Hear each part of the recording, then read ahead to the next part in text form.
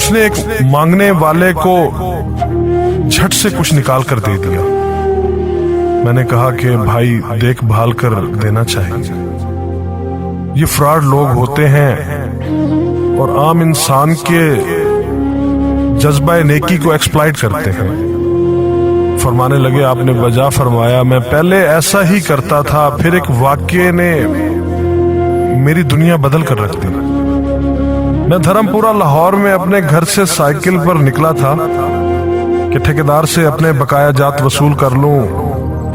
मैं steel mill fixer था और एक कोठी के लेंटर के पैसे बाकी थे, मगर ठेकेदार आजकल पर टरखा रहा था। मैं साइकिल पर जा रहा था कि एक शख्स अपना बच्चा फुटपाथ के किनारे लिटाए अस्पताल पहुंचाने के लिए टैक्सी का किराया मांगता फिर रहा था। वो कभी किसी पैदल का बाजू पकड़कर हाथ जोड़ देता, मेरा बच्चा बचा ले, मुझे टैक्सी का किराया दे दे। तो कभी मोटरसाइकिल वाले को हाथ देकर रोकता, कभी किसी कार वाले के पीछे भागता कि वो कार में उसके बच्चे को अस्पताल पहुंचा दे। कोई रुकता तो कोई ना रुकता, जो रुकता वो भी उसे घूर कर देखता और आप वाली सोच कर उसे डांटता, काम करके खाने की नसीहत करता और आगे निकल जाता। मैं जो साइकिल साइड पर रोके एक पांव जमीन पर टेके उसका तमाशा देख रहा था, अचानक उसकी नजर मुझ पर भी पड़ी।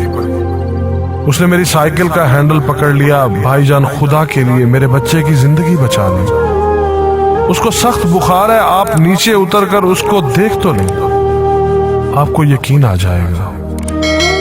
आप देंगे तो शायद किसी और को भी एतबार आ जाए, मगर मैं भी आपकी तरह सोच रहा था। फिर जिस जारहाना अंदाज में उसने मेरी साइकिल का हैंडल पकड़ रखा था, लगता था कि इधर मैं साइकिल से उतरा और उधर वो साइकिल पकड़कर भाग जाएगा। मैंने भी उसे काम करके खाने की तलकीन की और पिछले जुमे में सुनी हुई हदीस उसको भी सुना दी। कमाकर खाने वाला अल्लाह का दोस्त होता है, और अपना हैंडल छुड़ाकर बड़बड़ाता हुआ आगे चल पड़ा। हरामखोर हमें बेवकूफ समझते हैं। 2-3 घंटे के बाद जब मैं बकाया जात वसूल करके वापस आया तो वो अभी उसी जगह खड़ा मांग रहा था। बच्चे को अब वो सड़क के पास ले आया था और उसके चेहरे से कपड़ा भी उठा रखा था। वो धाड़े मार मार कर रो रहा था। अब वो बच्चे के कफन दफन के लिए मांग रहा था। मैंने साइकिल को रोककर पांव से नीचे टेका और मैयत के चेहरे की तरफ देखा। फूल की तरह मासूम बच्चा जिंदगी की बाजी हार गया था। मेरे रोंगटे खड़े हो गए। मैंने जेब में जो कुछ था बकाया जात समेत सब बगैर गिने निकाल कर बाहर फेंका, और इससे पहले कि उसका बाप मेरी तरफ मुतवज्जे हो, साइकिल उस तेजी से चलाकर भागा गोया सारे लाहौर की बलाएं मेरे पीछे लग गई हों। मैं घर पहुंचा तो मेरा बुरा हाल था। थोड़ी देर बाद मुझे बुखार ने आ घेरा। बुखार भी कुछ ऐसा था गोया मेरे सारे गुनाहों का कफारा उसी बुखार से होना था। घर वाले मुझे अस्पताल के लिए लेकर निकलते और मैं चारपाई से छलांग लगा देता। मुझे अस्पताल नहीं जाना था।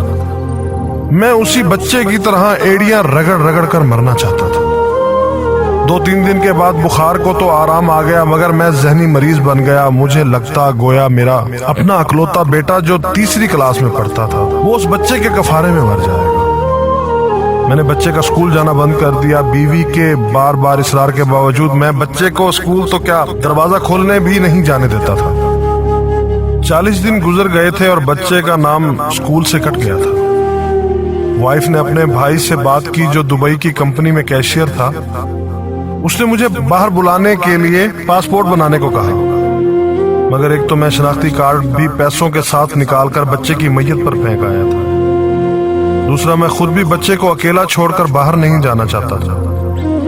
वो 40 दिन कयामत के 40 दिन थे। 40वें दिन 10 बजे के लगभग हमारे घर का दरवाजा बजा। दरवाजा मैंने खुद ही खोला और सामने उस बच्चे के बाप को देखकर मुझे चक्कर आ गया। मुझे लगा जैसे हम दोनों आमने सामने खड़े खला में चक्कर काट रहे हैं।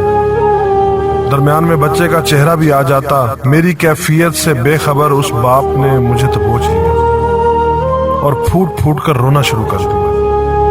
وہ کچھ کہنے کی بجائے میری ٹھوڑی کو ہاتھ لگاتا اور اسے چوم لیتا، جبکہ میں پتھر کا بت بنے اس کی گرفت میں تھا کہ اچانک مجھے جھٹکا لگا اور میری چیخ کچھ اس طرح نکلی جیسے کسی کو پانی پیتے وقت اچھو لگ جاتا ہے اور پانی اس کے منہ اور ناک سے بہہ نکلتا ہے۔ میں اس بچے کے باپ کو سختی کے ساتھ سینے سے لگائے یوں رو رہا تھا گویا اس کا نہیں بلکہ میرا بچہ مر گیا ہے۔ ہمارے رونے سے گھبرا کر پورا محلہ اکٹھا ہو گیا تھا۔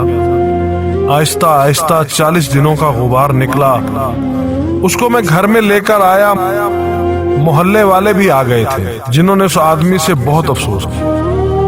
کچھ دیر بعد اس نے اپنی جیب سے میرا شناختی کارڈ نکالا اور مجھے واپس کیا، پھر جیب میں ہاتھ ڈال کر کچھ پیسے نکالے اور میرا شکریہ ادا کر کے کہنے لگا کہ آپ کے پیسے بڑے برکت والے تھے، شاید آپ کے خلوص کی برکت تھی کہ میرے بہت سارے کام ہو گئے۔ سارے اخراجات کے بعد کچھ پیسے بچ گئے تھے، ان میں کچھ پیسے میں نے ادھار لے کر ڈالے ہیں، یہ آپ قبول کر لیجئے، باقی میں بہت جلد آپ کو واپس کر دوں گا۔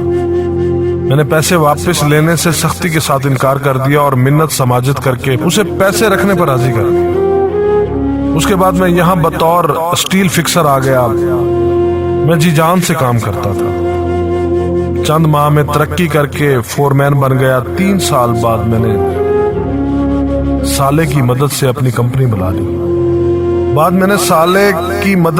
کمپنی بنا لی اور اس بچے کے والد کو بھی اپنی کمپنی میں بلا لیا۔ آج وہ میری کمپنی میں فور مین ہے۔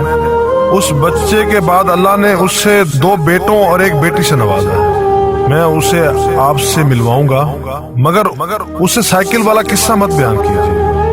وہ آج تک نہیں پہچانا کہ میری سائیکل روک کر اس نے مجھ سے سوال کیا تھا۔ وہ مجھے ولی اللہ سمجھتا ہے جس نے اس بچے کی لاش دیکھ کر سب کچھ نکال کر دے دیا۔ قاری صاحب، اس دن کے بعد میں کسی کو خالی ہاتھ نہیں لوٹاتا۔ قاری صاحب، اس دن کے بعد میں کسی کا ہاتھ خالی نہیں لوٹاتا۔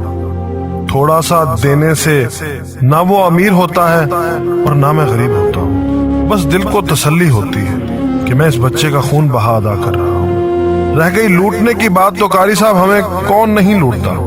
جوتے والا ہمیں لوٹتا ہے، کپڑے والا ہمیں لوٹتا ہے، سبزی اور گوشت والا ہم کو لوٹتا ہے۔ اتنا لوٹنے کے بعد اگر کوئی ہمیں اللہ کے نام پر لوٹ لے تو شاید حشر میں ہماری نجات کا سامان ہو جائے کہ یہ بندہ میری خاطر میرے نام پہ لوٹتا رہا۔